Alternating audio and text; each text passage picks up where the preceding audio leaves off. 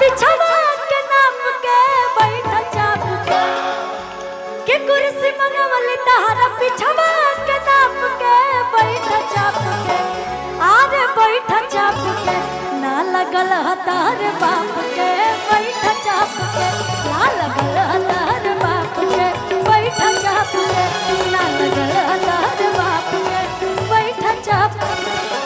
जीजा जी मैं आपको गाली नहीं दे रही हूँ, मैं आपका स्वागत कर रही हूँ, बुरा नहीं मानिएगा, है ना। कुर्सी मंगवली तहरा पिछवा के नाप के बैठा चाप के आरे बैठा चाप के।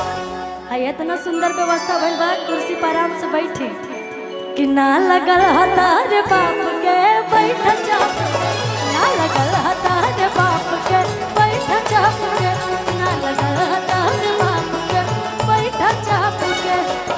अच्छा दूल्हे राजा जी के साले साहब आए हैं कि नहीं यहाँ पे? दूल्हे राजा जी के साले साहब आए हैं कि नहीं? नहीं आए। तुम तो धोखेबाज हो,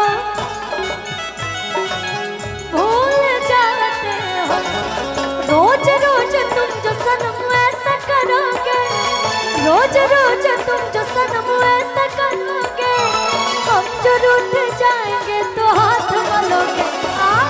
तुम्हें बड़ी चालाक हो, मुस्कुरा के दिल जलाती हो, तुम्हें बड़ी चालाक हो, मुस्कुरा के दिल जलाती हो। क्या बात है?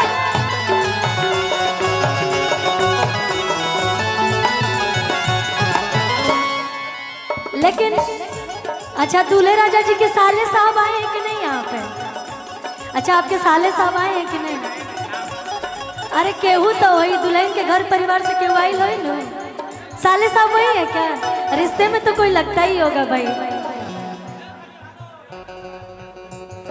कहने बाने नहीं खा तो चलिए जीजे पे हम कसर पूरा होता नहीं कहो। चंदन जी नाम था ना कि ये चंदन तार बहिनी खिलाड़ी, कि ये चंदन तार बहिनी खिलाड़ी, हाय राम रोकेली मोटर गाड़ी, हाय राम रोकेली मोटर गाड़ी। एक सेकंड। अच्छा राहुल ये हमारे बहिन है, इधर आइए। हेलो सिस्टर, आवा इन्हें दोनों जानी मिल के गरियावल जाइए। आइए यहीं पे रहिए आप। राहुल अच्छी को है माता जी कहत लिया कि राहुल अच्छी को कि ए राहुल ताहर बहिनी खिलाड़ी, ए चिकू ताहर बहिनी खिलाड़ी, हाय राम रोकेली मोटर गाड़ी, हाय राम रोकेली मोटर गाड़ी, हाय राम रोकेली मोटर गाड़ी।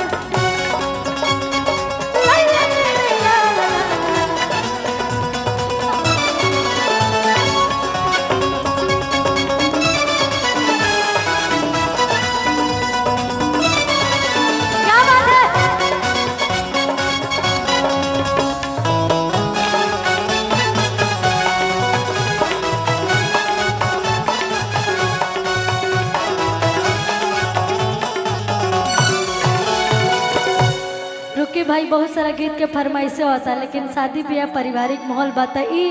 एगो मंगलगारी गीत है जो हमारे माता बहन लोग भी गावे नहीं जा, ये परंपरा चलती आ रही है। देखिए शादी विवाह चाहे कोई कितना हो भी भव्य तरीके से जैसे भी कर ले डिजिटल तरीके से, लेकिन बिना परंपरा के लेके चलने कुछ ना होके वाला। जब तक पारंपरिक चीज़ हमने के शादी विवाह में ना झलकी ना दिखी तब तक वो कोनो चीज़ शुभ ना मानल जाला। तो ये एगो बड़ी सुंदर मंगलगारी की था जो कि हमारे माता बहन लोग भी गावे नहीं। बड़े भैया थोड़ा सा आप लोग साइड में हो जाएंगे, थोड़ा कैमरा पीछे लगा, थोड़ा साइड में हो जाएंगे।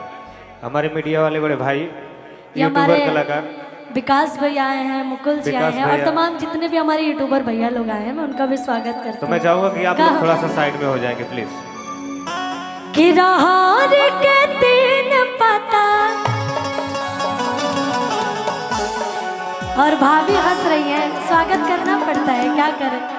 कि रहार के तीन पता तीनों का जाना रे,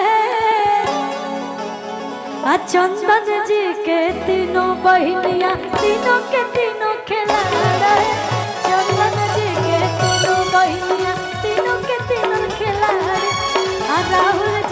तीनों बहनियां तीनों के तीनों खिलाड़ है।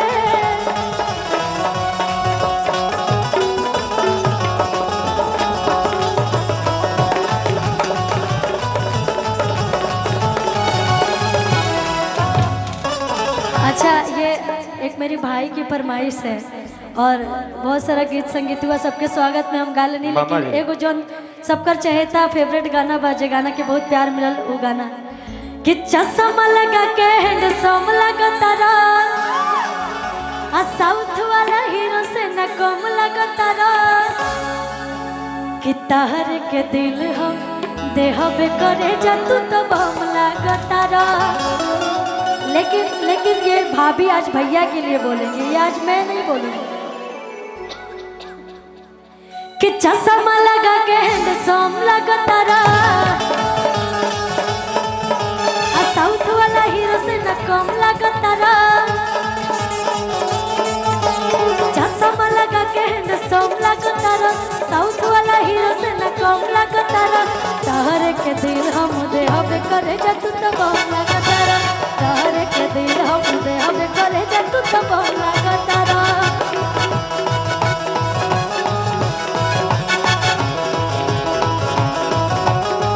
अच्छा भैया रोकिए, अभी देखिए हम बोल दिए आपके दिल की बातें, लेकिन मैं चाहती हूँ कि एक दूसरे की दिल की बातें आप दोनों बोलें। मैं चाहती हूँ कि आप भाभी के लिए कुछ बोलिए, ये सब परिवार ही है यहाँ पे, प्यार का इजहार कर दीजिए। अच्छा, आपके तरफ से मैं बोल दूँ और भाभी की तरफ से भाभी बोलेंगे या मैं ही बोलूँ? ऐसा थोड़ी होता है, तब से तो मैं ही बोल रही हूँ। क्या कौन कौन चाहता है कि ये लोग खुद से बोले? सब चाहते हैं ना, देखिए सब चाहते हैं। अच्छा, कोई गाना गा दीजिए भाभी के लिए, ऐसा कोई गाना जो भाभी पे डेडिकेट करे। कह रहे हमको आता तो हम आपको नहीं बुलाते। नहीं, अच्छी बात है। हाँ, मैं कह रही हूँ कुछ भी आपको बोलना पड़ेगा, क्योंकि देखिए ये 7 जन्मों का नाता रिश्ता है और हमेशा ऐसा महफिल नहीं बनता, हमेशा ऐसा मौका नहीं मिलता। तो अगर मौका मिला है तो उसका फ़ायदा भी उठाना चाहिए अच्छे तरीके से, है ना आदित्य जी? मैं चाहती हूँ कि कुछ तो बोलिए, मत गाइए, कुछ तो बोलिए इनके लिए। मैं आपके साथ हूँ, बोलिए आप। अच्छा भाभी आप अच्छा, कुछ तो बोल सकती है ना, मतलब कुछ भी इनके तारीफ में।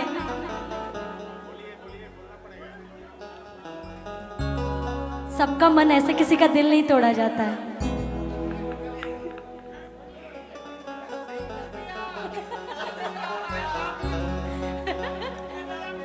कुछ तो बोलिए। आप बोलिएगा तो ये भी बोल देंगे, मुझे पता है। सबको नमस्ते, थैंक यू फॉर मेरी लाइफ में आने के लिए। क्या बात है यार, अब तो बोल दीजिए, इतना प्यार अब तो बोलना ही पड़ेगा।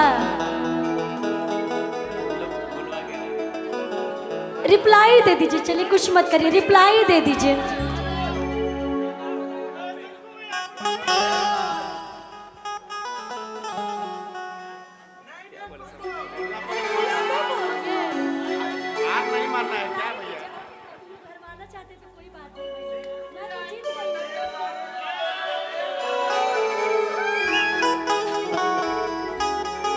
I love you.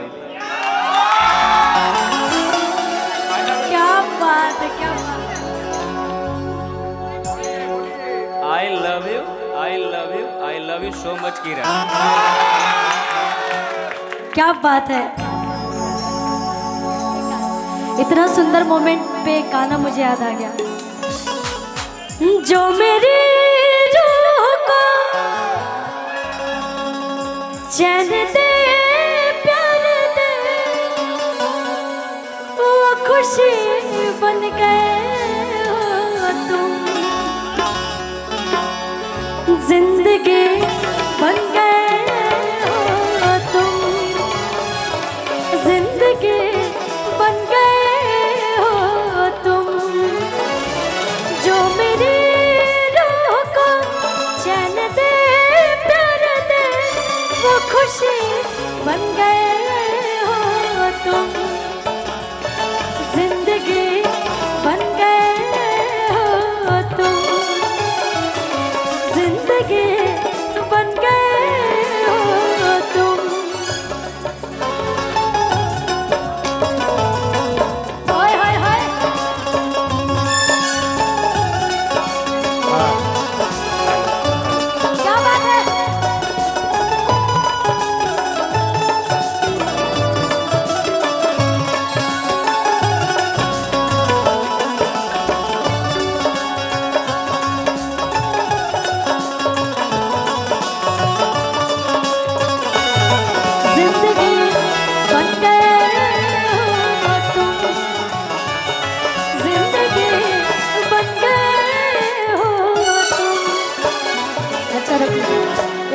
सुंदर गीत आया है मेरा पवन भैया के साथ, राजा रंगबाज।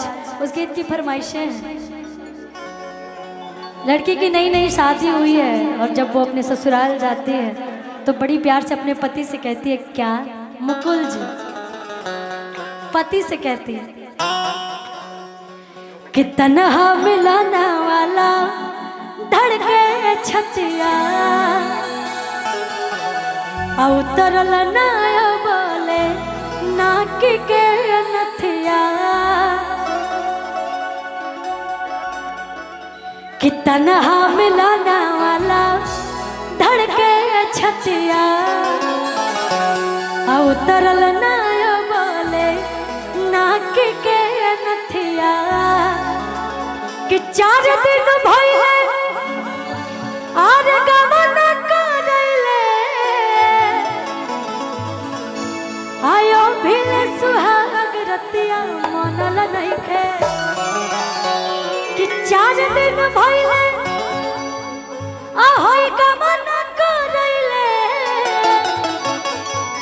आयो भिले सुहाग रतिया मनल नइखे।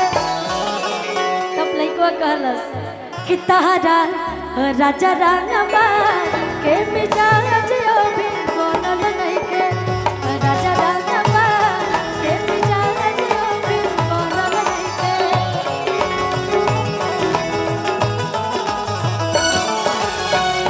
तन्हा मिलाना वाला धड़के छतिया, उतरल ना बोले नाक के नथिया, 4 दिन भइले गमन करैले, ओ भिले सुहाग रतिया मनल नइखे। 4 दिन भइले गमन करैले, ओ भिले सुहाग रतिया मनल नइखे, कि तोहरा राजा रंगबाज के मिजाज अभी बनल नइखे, राजा रंगबाज के मिजाज अभी बनल नइखे, राजा रंगबाज के मिजाज अभी बनल नइखे। हेलो,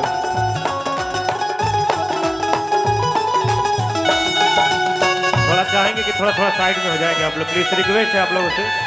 जो भी हमारे बड़े भैया हैं पीछे भी बैठे हैं सभी लोग, मैं चाहूँगा थोड़ा सा साइड में हो जाएंगे आप लोग।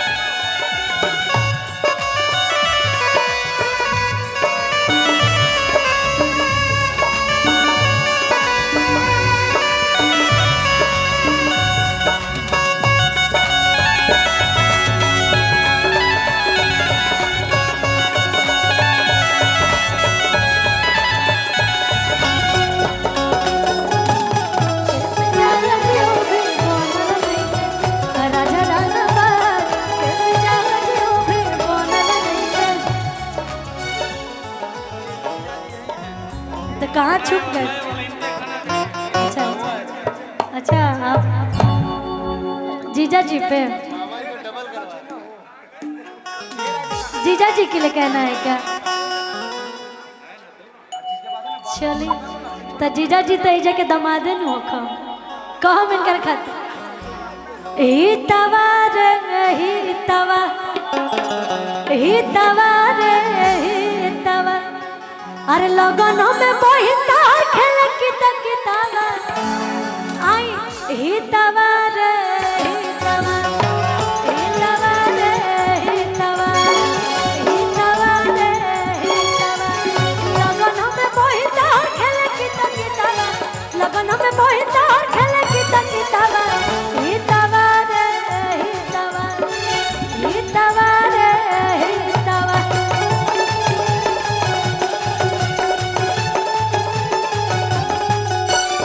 और हम चाहते हैं कि मोनू सर आएंगे जरा, मोनू सर आइए। एक बार जोरदार ताली बजा दीजिए आप लोग, जोरदार ताली। क्या बात है।